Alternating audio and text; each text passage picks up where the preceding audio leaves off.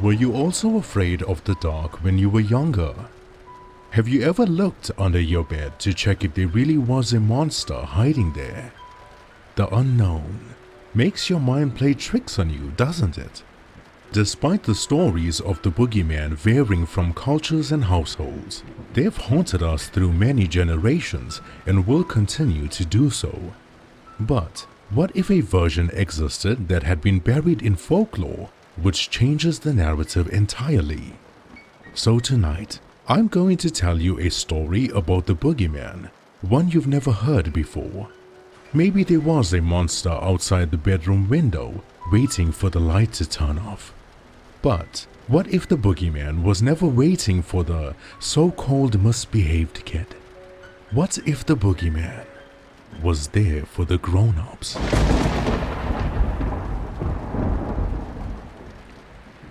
That town was where it all began for me.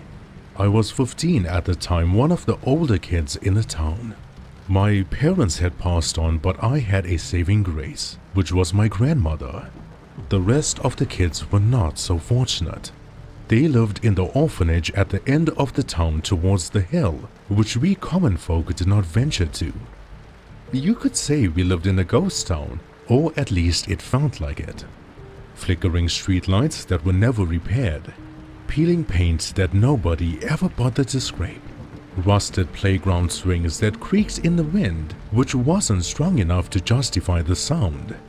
And if that didn't leave a bad taste in our mouth, then the dampened air and suffocating stuffiness were sure to compensate.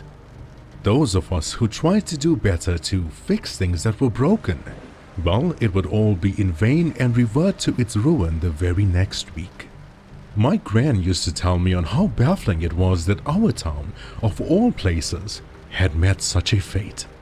We had men in fancy suits followed by media, broadcasting their humanitarian help in the town. Men and women who sat at long tables and stood at podiums, discussing the futures of us common folk and signing away documents that controlled our lives. We've had world-renowned men of cloth, clenching their silver charms, supposedly uttering words for the betterment of the town. We've had iconic members of screen, stage, and social media, wearing their vanity on their faces like masks that donate to us. Though it wasn't the town that they were focused on, no. It was the orphanage at the end towards the hill, the largest orphanage in the country. Seasonally, the youth would apparently be taken on trips with the folk mentioned above. Excursions, sightseeing, bursary applications, whatever sounded good enough or enticing to do so. For months on end they would be gone, but whenever they came back, they weren't the same. That innocence in their eyes was lost. Their immaturity had been forgotten, and a new form of emptiness had consumed them. Others may not have noticed, but I sure did. There was nothing behind their eyes. I would see them sitting on the swings outside the orphanage, not swaying or playing, just sitting there frozen, like the chains were stuck in place. Some of the other kids that had guardians or parents had also received the opportunity to go on such events. But my gran told me not to even associate myself with visitors coming to the town, because while some of the kids had returned, albeit not the same mentally, emotionally, and physically, the others have not yet come back. Then that week arrived when things began changing. No storms were forecasted for the entire week, yet it rained like cats and dogs. The town felt different, heavier than it usually was, more ominous than it usually felt, and quieter than it's ever been. That evening, my gran needed some ingredients for her small-time pastry home business she had going, so she sent me to the store. I took my umbrella, walked to the store, but I remembered to carry a flashlight. Those darn streetlights could have turned off at any given moment. After getting the supplies, I noticed a ruffle in the bushes. It could have been the wind because it was strong that night, though it seemed strange. I would understand the top half blowing wildly, but why or how did I see a hand at the bottom? A hand dark darker than the night, with fingernails more like razor claws reaching out. It retracted itself almost immediately. I wasn't going to investigate. This wasn't a movie. If anything, seeing something like that was not only my cue to return home, but to run home like my life depended on it. Running with groceries sounded just as difficult as it was meant to be. My arms were so sore, legs were tired, and I had to stop and catch my breath. So I set the groceries down on the ground only for a brief moment. And that was my mistake. Behind and above me, I could feel the streetlight flickering. It made a heavy buzzing sound, and I could only anticipate the bulb would fuse any second. And it did. However, it wasn't just that streetlight. All the others had begun flickering, turning off and on, even the ones that worked fine before. The lights inside the shops repeated the same behavior, and I had never seen my neighborhood so dark before. Despite not being able to see anything, I heard breathing. Heavy, slow breathing.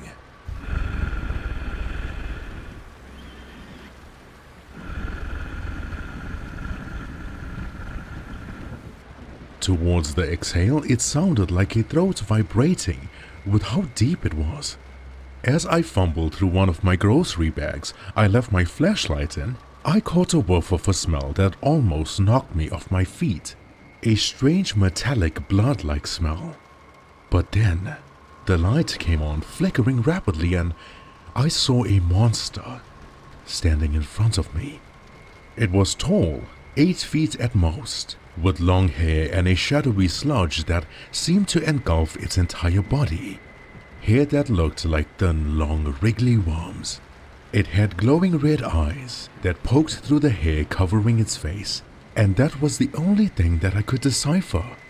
The monster's body was an enigma, covered in darkness that molded its shape into a humanoid creature. Tears filled up my eyes and I couldn't speak. I could barely move, and my heart, beating against my ribcage, felt like daggers repeatedly stabbing my chest. With a gush of strong wind, I fell to the ground, my back now against the wet curb. Yet it seemed that force came from the monster, not the weather. The monster growled in a low volume, then stood over me. This giant of a creature looked down upon me, its red eyes staring into my soul, and I began crying. I couldn't control it. Then I felt droplets falling onto my face, but it wasn't the rain.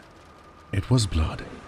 In panic, I rubbed it off only to smear it all over my face. My anxiety intensified. The monster's razors for fingernails were dripping blood. Where did that blood come from, and whose blood was it? Questions that never popped into my head at the time. But then it took another step. Its giant foot directly next to my head, and it continued walking. When I composed myself, got up to my knees and looked behind me, the monster wasn't there. I don't know how I got home that night, whether it was bravery or sheer dumb luck, but my gran noticed how shaken up I was. Shortly after, I called my friend living next door, but he didn't answer. 17 minutes later, he called me back, and I didn't waste any time with small talk. I told him I saw the boogeyman. As teens, we didn't know what else to call a monster. He remained silent on the call for a long while, then said, I was at the police station. What? Are you okay? I responded. My friend spoke softly. Yeah, fine, he said, but his voice told me otherwise. I witnessed a murder, he tells me. My heart sank. I'm so sorry, I muttered. Can I get you anything? Maybe come over if that's okay. You sure you're doing okay, bud? I asked. Another long pause. Then he began stuttering and hyperventilating as all the emotions gushed out at once. His voice became louder when he said, I saw him. So who? I replied. I saw him, he cries out again. I saw the boogeyman kill our principal.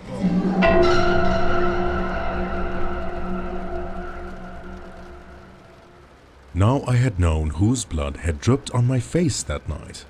Was I grieving our principal? Yes, of course. It's tragic when there's loss of life, especially the family's trauma, and for that I could sympathize and offer my condolences. However, when I found out the secret regarding the inner circle involving that man, my sympathy gradually left my body, much like that fuse bulb in the streetlight that night. Shortly after the call, I went over to my friend's place. Cop cars outside his home and towards the end of the street where the principal lived. My friend wasn't doing too good. Seeing him tremble and shake with fear like that was heartbreaking. The police visited his house because whatever he rambled on about at the station never added up. Therefore, a police officer sat in front of him in the living room, opening her notepad to take down a proper statement.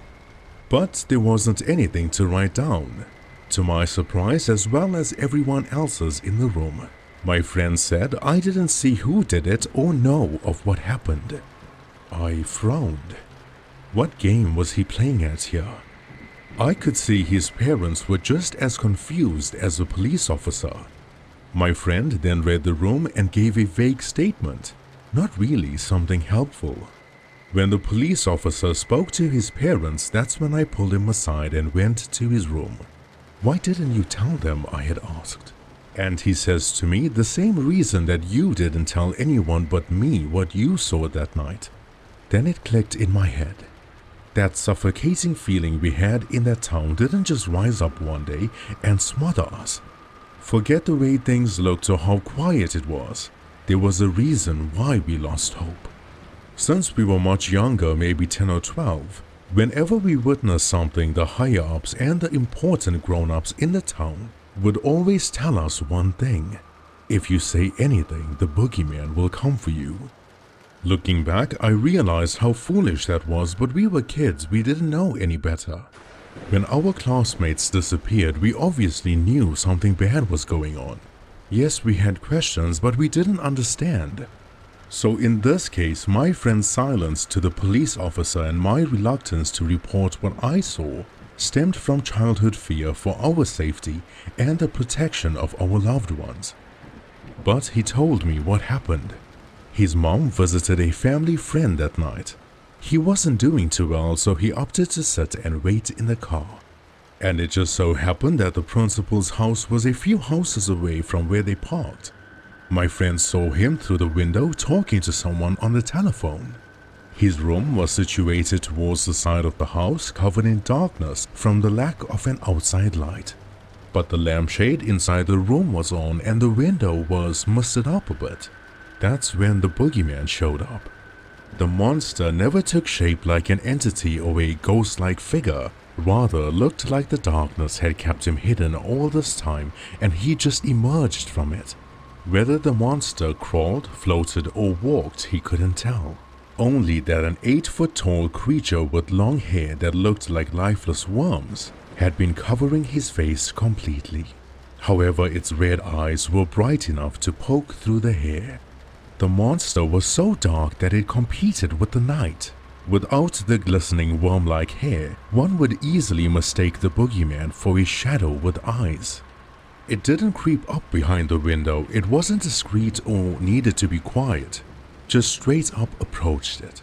The principal's back was turned to the window and the boogeyman took a while just staring at the man, tilting its head side to side. The monster's hand then rose to its face and that's when my friend saw how long and sharp its fingernails were. They looked more like claws attached to fingers rather than normal nails. The boogeyman stabbed the window with its hand, shattering it completely, then grabbed the principal. Its hand was so large that it covered the principal's face and head entirely.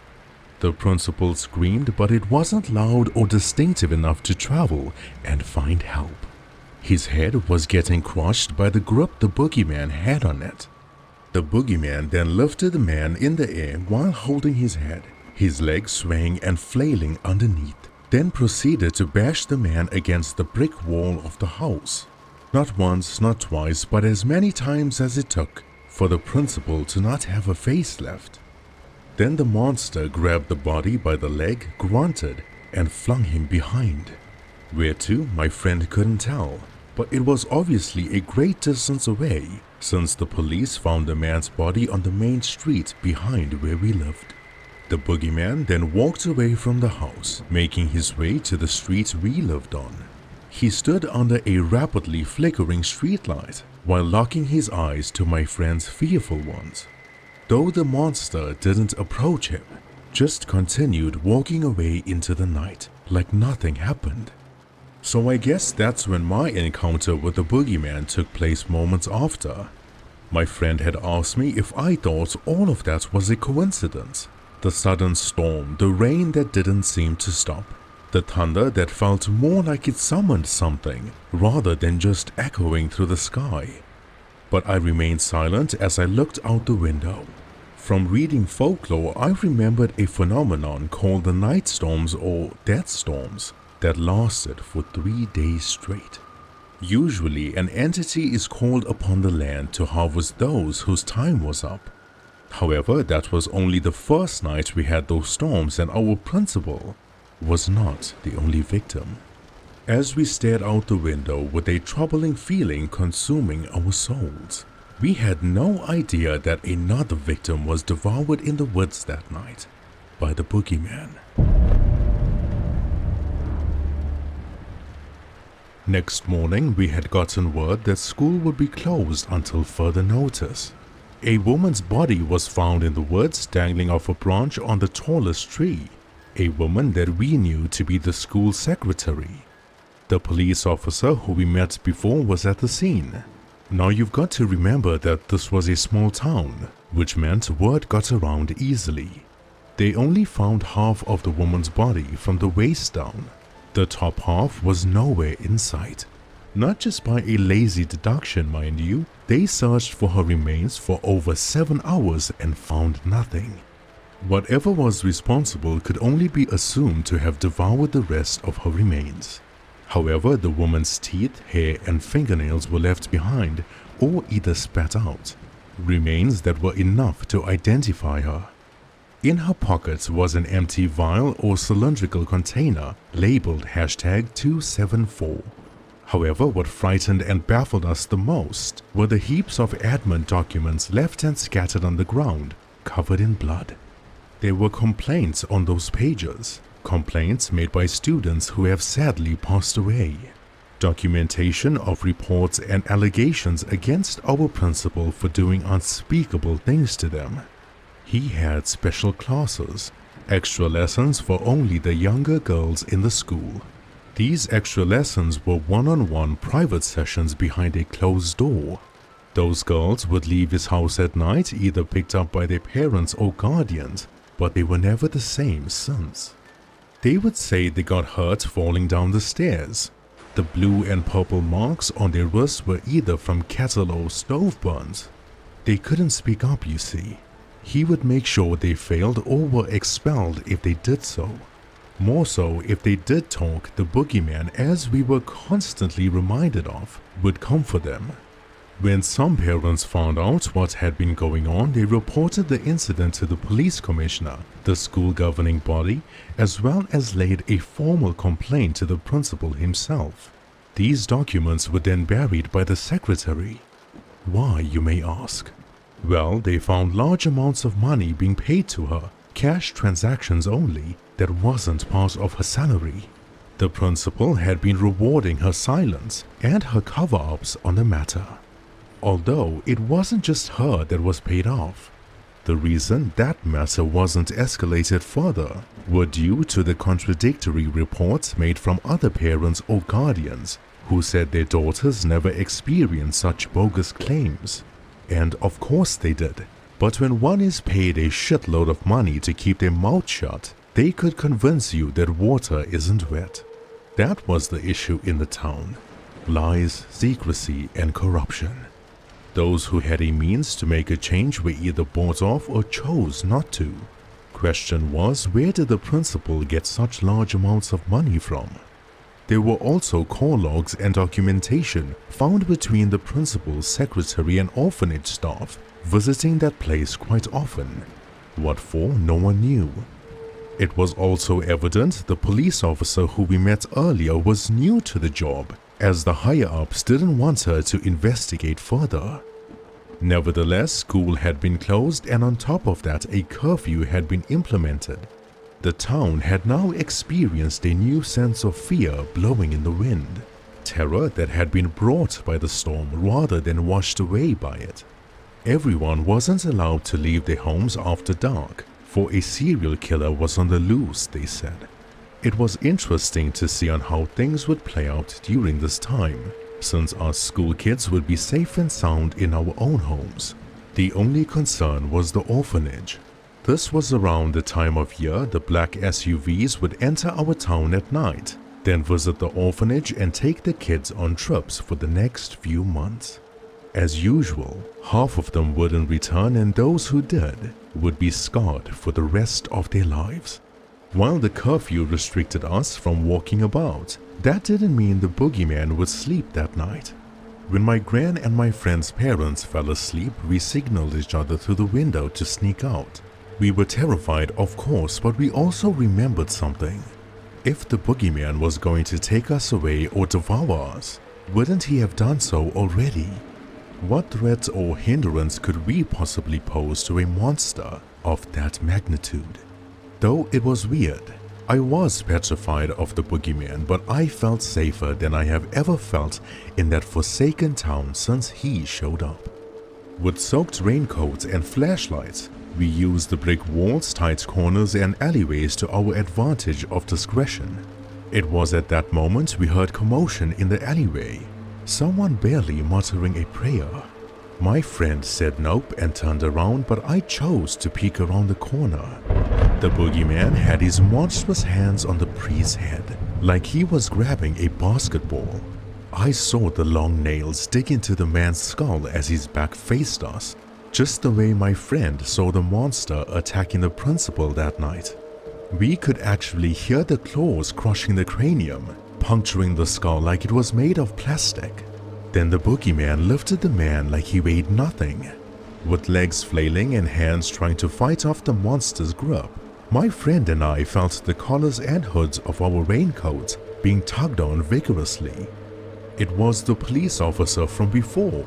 She was furious with us, but her scoldings and warnings were interrupted when she saw the man of cloth levitating in the air in the alleyway. My friend yelled at her, "Fire a shot, will you?" Then the policewoman drew her weapon, her hands swaying side to side, aiming, trying to find her target, when she said, "Fire at what? There's nothing there." But then, while the victim's back had faced us, so did his face.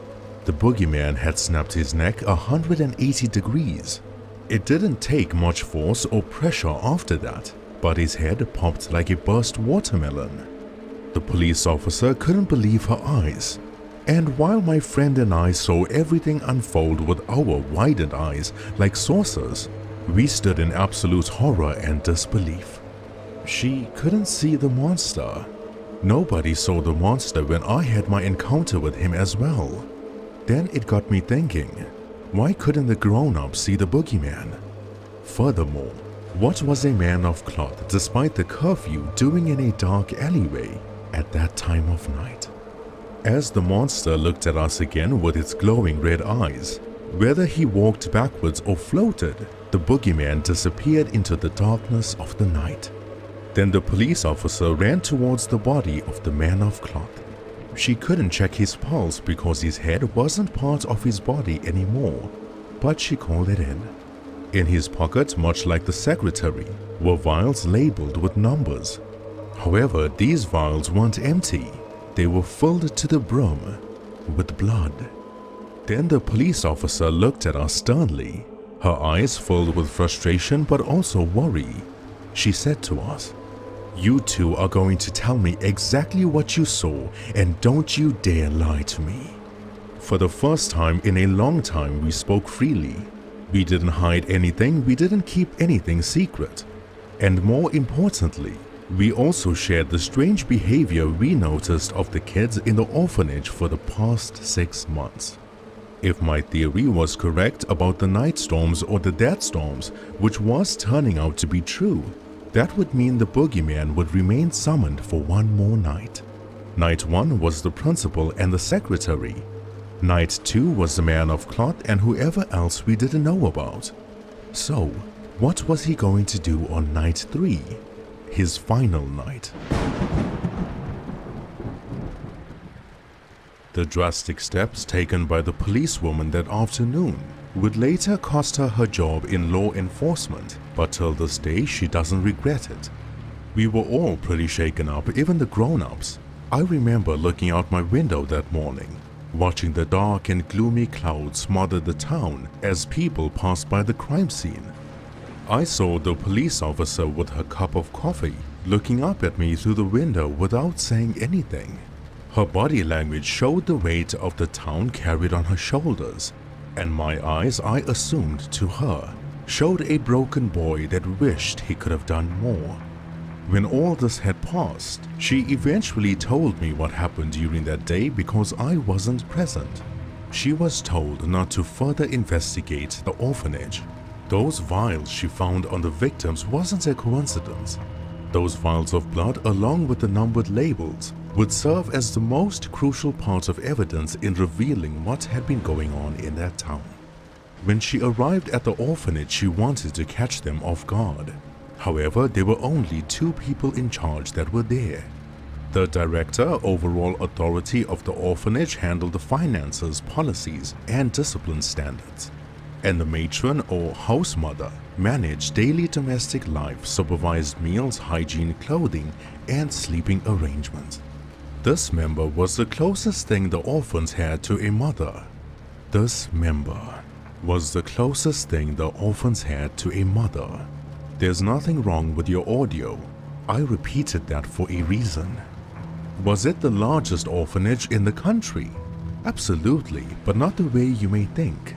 It had its own school, hospital, dormitories, recreational activities, sure, yet there were only 100 kids in that place. With the narrative the higher-ups and the influence media has on the world, you would think the orphanage inhabited way more than that. Turns out that when the policewoman entered the orphanage, the director and the matron were tidying up. And by tidying up, I mean carefully getting rid of files. She stopped them, asked them to leave, and relocate the kids into another orphanage till the investigation was done. A relocation process done by her and her own team that she could trust and no one else.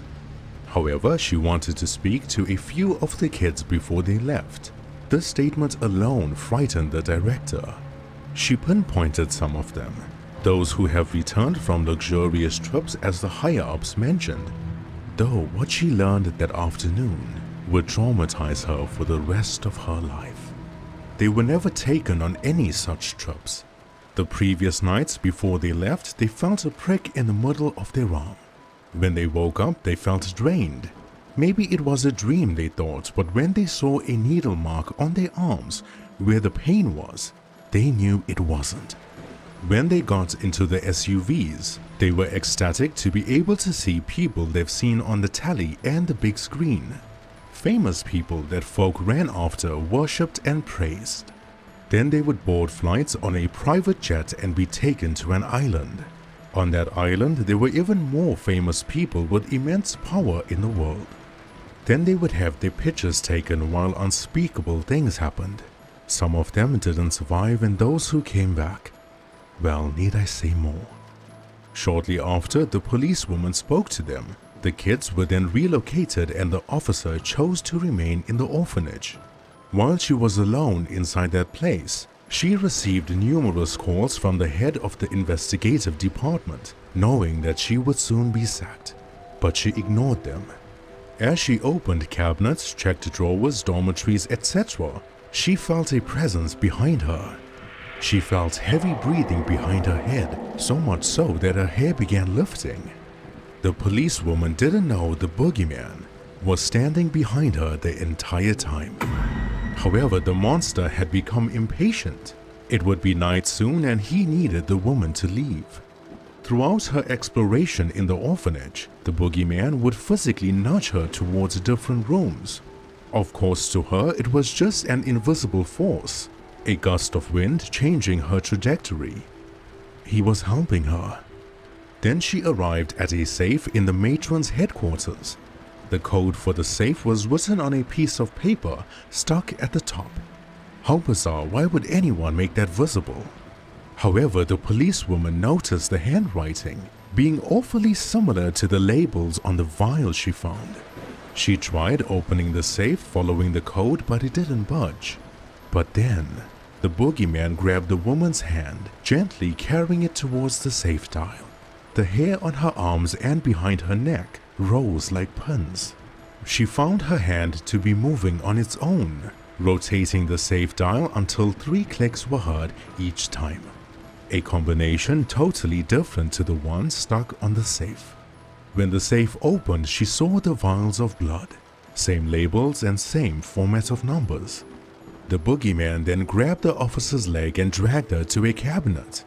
Of course, it was terrifying for her. She screamed and tried fighting the grip, but then the dragging stopped. The cabinet doors flung open, dismantling the chains and locks, revealing the matron's journal inside. The policewoman opened the book and found a list of names corresponding to numbers next to it, numbers relating to the vials of blood in the safe. That was a prick in their arms the orphans felt. This old matron was extracting their blood while they slept.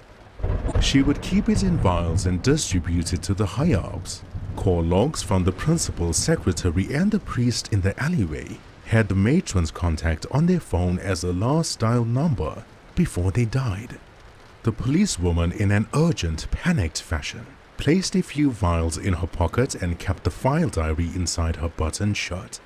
She heard vehicles approaching the orphanage, and the next thing she knew, she was levitating. The boogeyman had carried her through the back door, not comfortably though, and dropped her on the ground. The door on its own to her slammed shut. Then at that moment, when she turned to her right, she saw me in a stealth position, crouching by one of the windows. I assumed by then I became a thorn in her side. She whispered loudly for me to leave the place, but I called her to where I was at. Whispering back, I told her, "I can see the boogeyman pacing around." I watched it all unfold. I witnessed the monster's true intention. The higher-ups exited their vehicles and entered the orphanage. They turned on the lights like they were returning to their home. The director, matron, and the head of the investigative department were just a few members among the elite. Instantly, the matron ran towards the safe, saw it was open with a few vials of blood missing. She saw that her journal had been stolen. They called the policewoman obscene names and ordered for her to be killed before exposing the evidence. It was later revealed the blood of the youth was used by the elite to keep them young, much like Countess Elizabeth Bathory in the 1600s. The blood was either mixed with their cosmetic products or drunk in their wine. I've seen them joke about it on television when they were interviewed, though I never thought something so horrific would be true. They stood in a circle in the main room discussing everything. They were on edge. They were panicking, and I couldn't believe my eyes. I've seen those people before. We see them all the time, and I felt so disgusted. Is that what they've been doing to my friends? Is this what society has become? However, they conversed and hurled remarks and talked about the way forward until the lights were turned off. Not instantaneously or at the flip of a switch. It flickered, buzzed, and the light bulbs didn't just fuse, it exploded. I saw them panic and wriggle, fumbling for the light switch like fish out of water. The policewoman whispered to me, "What can you see? What's going on?" But I remained quiet. My eyes were fixed on the boogeyman walking around them, circling his prey. Only his red eyes were visible in the darkness. The storm intensified, the wind blew strongly. The doors of the orphanage were now bolted by an invisible force, but the windows opened and closed in rapid succession, and the slaughter began. I've never, ever seen something like that before. Not even the man of cloth in the alleyway met such a fate. For their bodies to be clawed in that manner, for their necks to be bitten off in a single bite, for their legs to be torn off with the bone and blood splattering against the windows. I was frozen. That carnage and ferocity was fueled by something. The policewoman couldn't see the boogeyman. She couldn't even see what had been happening until their limbs were flying against the window and blood soaked the glass like a coating of thick syrup. She heard their torturous screams, their agonizing cries for help, and their blood-curdling pleas to save them.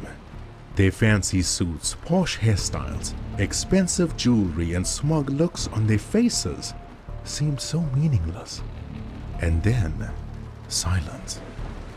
The boogeyman walked out the place soaked in crimson like he wore a coat of blood. His footsteps didn't sound so heavy anymore. He seemed to move lighter and more swiftly. His long hair blew with a gust of wind, but his face, just like his body, was a personification of darkness. He crouched down on one knee with his large back arched, and then tears rolled down my face. I saw my friends. I saw the pale, ghostly spirits of the orphans we've lost in the town gather behind him. They looked so sad, scarred with pain and suffering, but when they saw me, they tried to give a vague smile. Suddenly, the rain had stopped. The wind had changed to a gentle breeze, and the clouds didn't feel so ominous anymore. The night storms had come to an end. Then they placed their hands all at once on the boogeyman's back. His glowing red eyes, like those flickering streetlights, had gradually turned off. And before my eyes, the boogeyman and the spirits of the kids we've sadly lost in the town had disappeared into the light. 15 years later, and I would never forget those 3 nights. I have nightmares about it, and not because of the frightening boogeyman with red eyes. I was haunted by the disgusting acts done by the so-called famous or important people that we were told to look up to. Folk that told us how to live life. People that had so much of influence on the world. Now that I look back on it, the boogeyman was a requiem for that town. There were 2 things, one that created him and one that summoned him. In folklore, blood served as such a vital component in many cultures and traditions, especially when linked to the land itself. For my old town, when the blood of the innocent had been spilled, the land absorbed it and remembered, keeping count of how many times it had been done, keeping a tally of whose blood had been spilled and who was doing the spillage. That blood became tied to the land, a suffering, suffocating curse, if you will, that had been building up through many years. Secondly, the creation or summoning of such a monster was caused by fear. The kids' fear at the time was feeding the growth of the monster. Every day, week, month, we were so afraid of the boogeyman that we were constantly reminded of him, threatened by him in name. The grown-ups never saw him because they were never meant to. They never feared the boogeyman, they were too old to fear a made-up monster. That's why when I fell to the ground in the street on the first night, folk were walking past the boogeyman, absolutely blinded to an 8-foot-tall, frightening creature that could devour them at any moment. The grown-ups never noticed the kids in the town, their suffering, their turmoil, their miserable lives. It became normal, part of society. So why would they see the boogeyman who, after all, was a product of such misery? He was the manifestation of our fear. There were court cases and trials in the years to follow since, which I've been a part of to testify, though I didn't get my hopes up. If such horrific acts were taking place in basically the backyard of my town, what occurred elsewhere? How much more evidence, convictions, accusations, and testimonies were needed before a change was made, before the real monsters were put behind bars? My theory of the night storms turned out to be true, an entity being called upon the land to harvest those whose time was up. And now, 15 years later, I realize that he manifested himself for the people whose time should be up. So I'm here to turn that generational story and childhood fear on its axis. A message for the grown-ups that have wronged children, that have done unspeakable things to them that hell would even feel sick taking them in. Just remember, if you don't confess, then the boogeyman will come for you.